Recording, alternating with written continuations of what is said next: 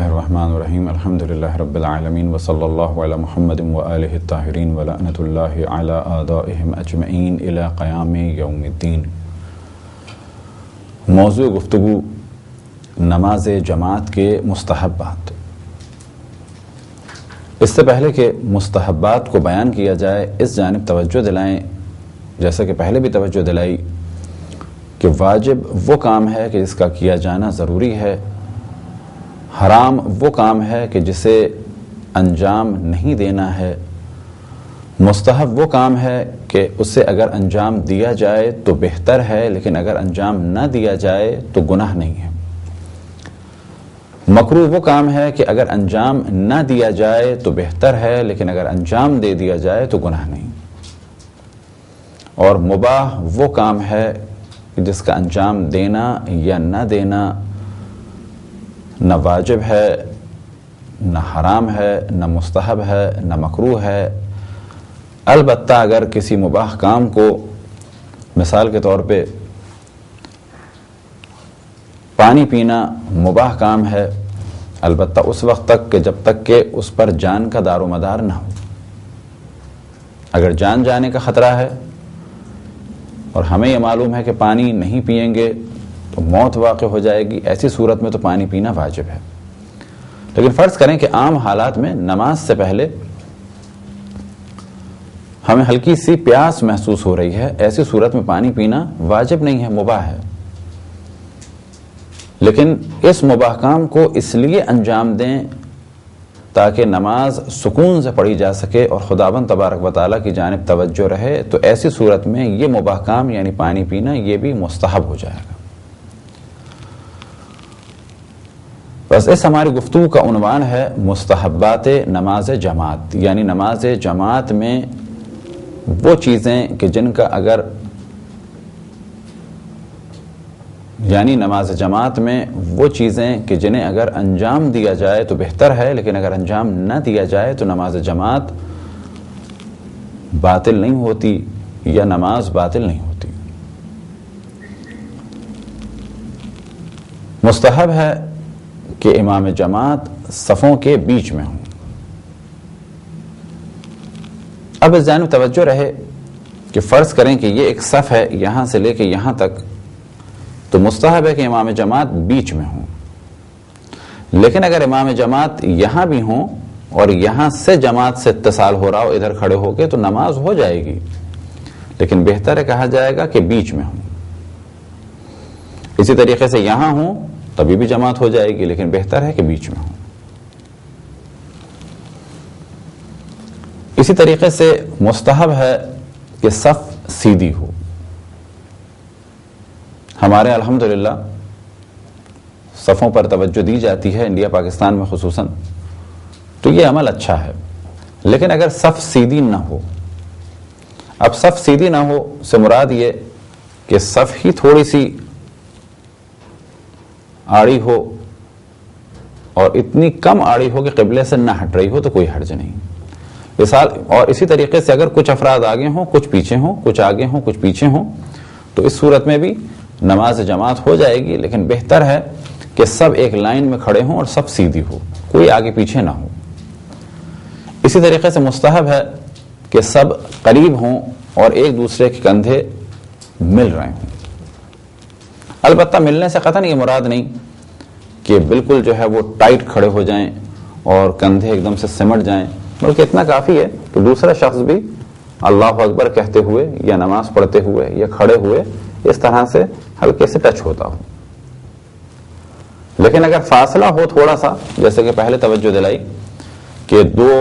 کھلے ہوئے قدم کے برابر جو ہے اس سے زیادہ فاصلہ نہ ہو، یعنی تقریباً 1 میٹر سے زیادہ فاصلہ نہ ہو، لہٰذا ہمارے اور دوسرے نمازی کے درمیان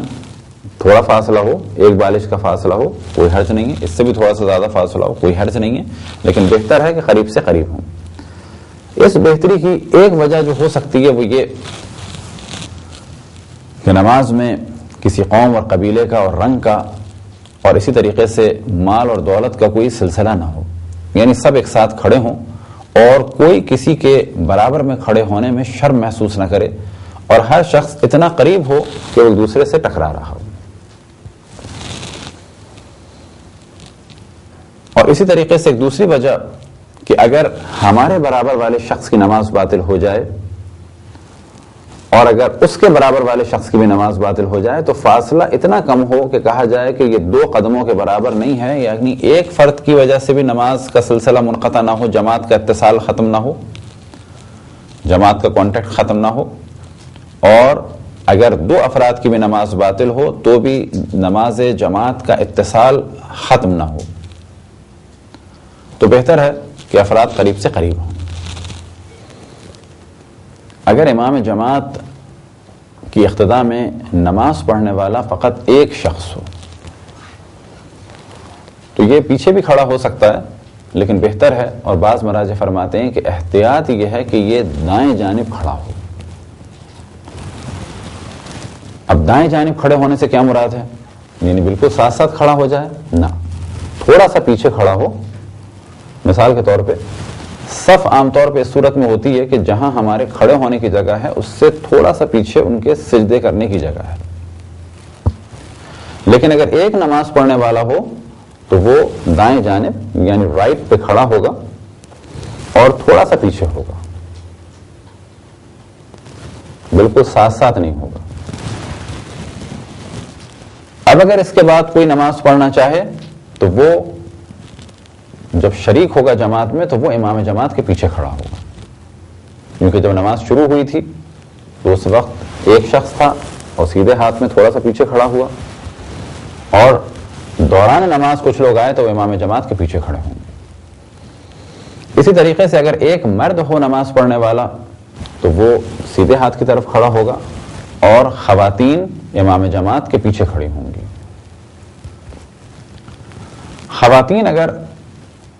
خواتین کی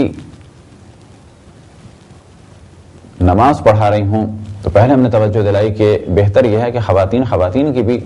امامت نہ کریں، یعنی جماعت سے نماز خواتین کو نہ پڑھائیں۔ البتہ اس حد تک کوئی حرج نہیں ہے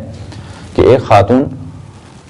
سورہ حمد پڑھیں اور باقی خواتین بھی ساتھ ساتھ سورہ حمد پڑھتی رہیں، اس کے بعد وہ دوسرا سورہ پڑھیں، باقی خواتین بھی دوسرا سورہ پڑھیں، پھر وہ رکوع کریں اور رکوع میں سبحان ربی العظیم و بحمدہ بلند آواز سے کہیں، اور اسی طریقے سے خواتین بھی بلند آواز سے کہیں۔ تو اس طرح کی جماعت میں تو کوئی حرج نہیں ہے، لیکن بہتر یہ ہے کہ خواتین کی جماعت نہ کریں۔ ایسی صورت میں بھی خواتین کی جماعت جو خاتون کرا رہی ہوں وہ ساتھ کھڑی ہوں، اور اگر آگے بھی کھڑا ہونا ہے تو تھوڑا سا آگے کھڑی ہو جائیں تو کوئی حرج نہیں ہے، لیکن بہتر ہے کہ سب ساتھ کھڑی ہوں۔ اگر مرد امام جماعت کے پیچھے نماز پڑھنے والی ایک خاتون ہوں اور ان کے بارے میں اب سوال کیا جائے کہ وہ کہاں کھڑی ہوں، تو ان کے لیے بھی بہتر ہے کہ وہ دائیں جانب لیکن پیچھے ہو کے کھڑی ہوں، اور اتنا پیچھے ہوں کہ یا تو ان کے سجدے کرنے کی جگہ امام جماعت کے قدموں سے پیچھے ہو، اور اگر آگے کی جانب ہوں تو زیادہ سے زیادہ اتنا آگے ہوں کہ ان کے سجدے کی جگہ امام جماعت کے گھٹنوں کے تقریباً سامنے کی جانب ہو۔ قریب سے مراد یہ نہیں ہے گھٹنوں سے وہ قریب ہوں، بلکہ اگر لائن کھینچی جائے تو کہا جائے کہ وہ تقریباً اتنی حد تک ہے، لیکن فاصلہ 1 میٹر سے زیادہ نہ ہو۔ اب اس جانب توجہ رہے کہ جب کہا جاتا ہے کہ خواتین سے فاصلہ مردوں کے درمیان کتنا ہو نماز جماعت میں یا فرادہ میں، تو اس جانب توجہ رہے کہ جماعت میں اتنے فاصلے کی شرط نہیں ہے، فرادہ میں زیادہ تاکید ہے۔ البتہ جماعت میں بھی پردہ حائل ہو بہتر ہے، کوئی شیشے کی دیوار ہو وہ بھی چلے گی،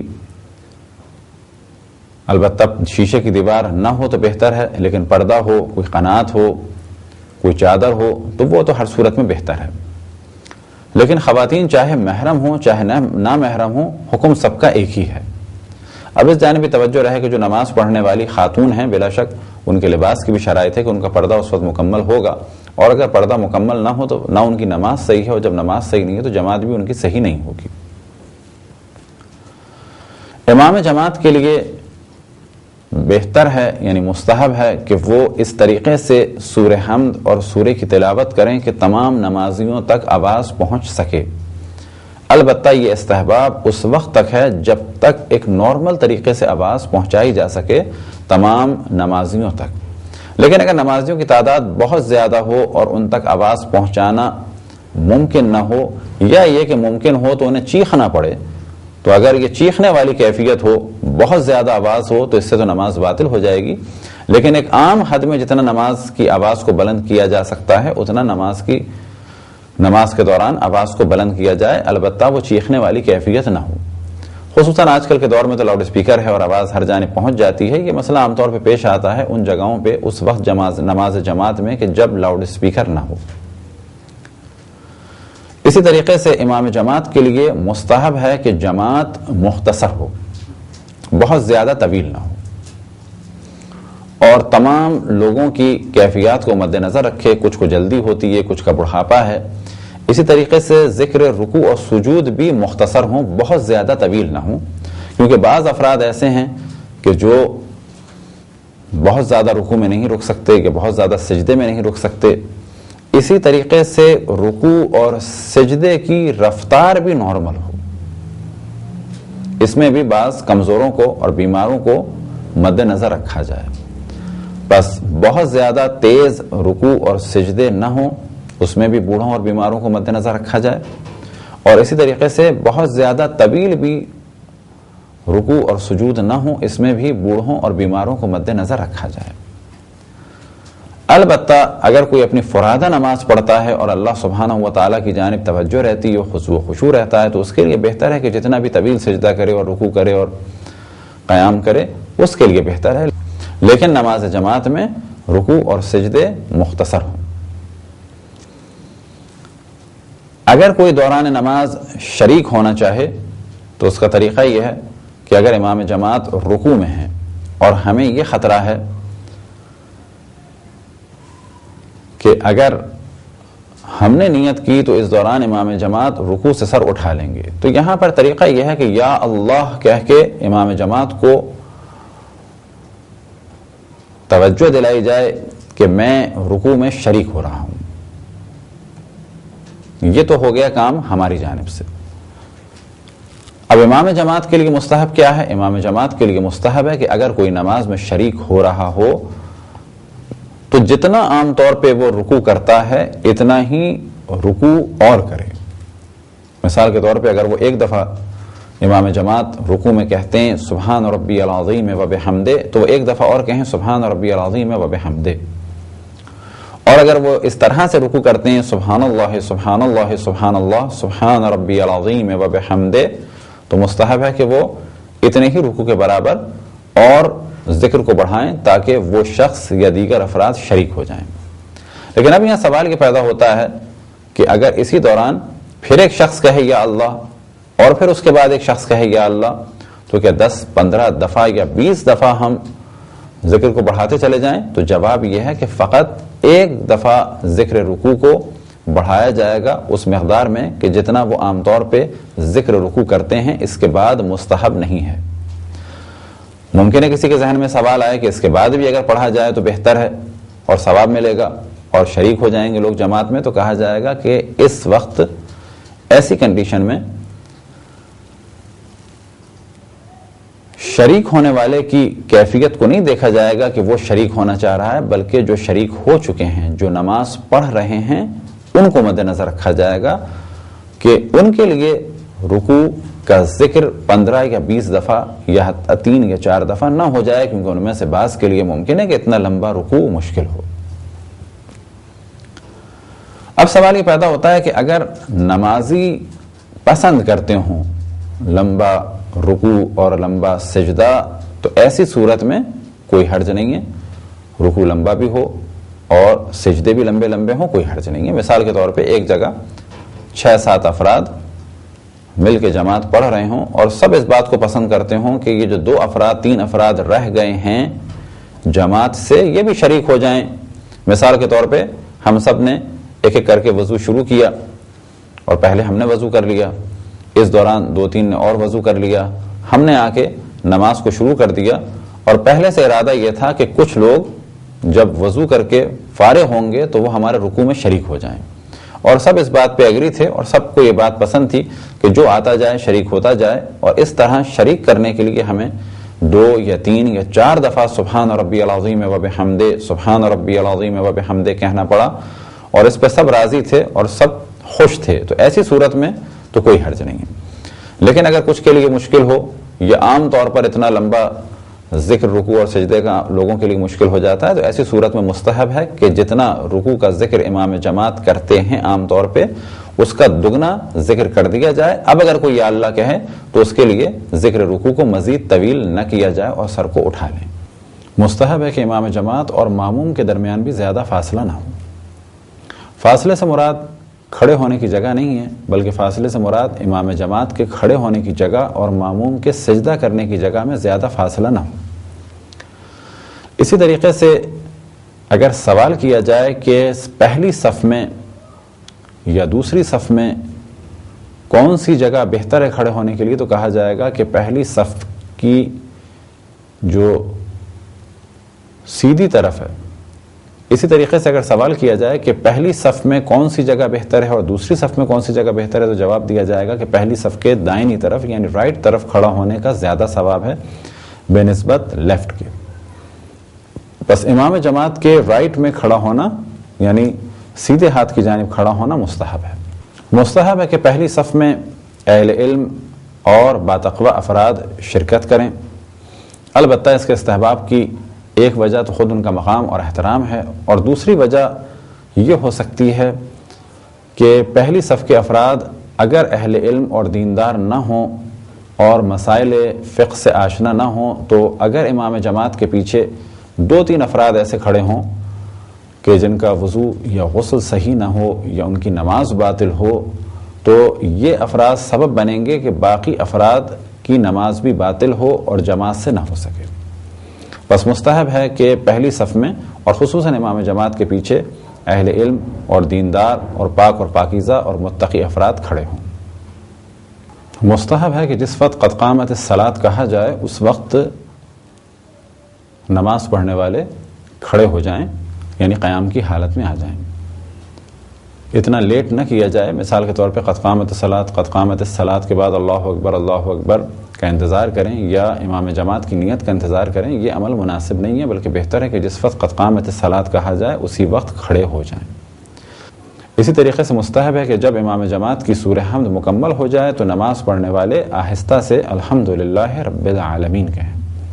یہ تھے مختصر سے مستحبات نماز جماعت کے۔ خداوند تبارک و تعالیٰ سے دعا ہے کہ بحق محمد وآل محمد ہمیں اپنے رسول اپنی حجتوں خصوصاً امام زمان علیہ الصلوۃ والسلام کی معرفت اور اطاعت کی توفیق عطا فرمائے۔ وصلی اللہ علی محمد وآلہ الطاہرین۔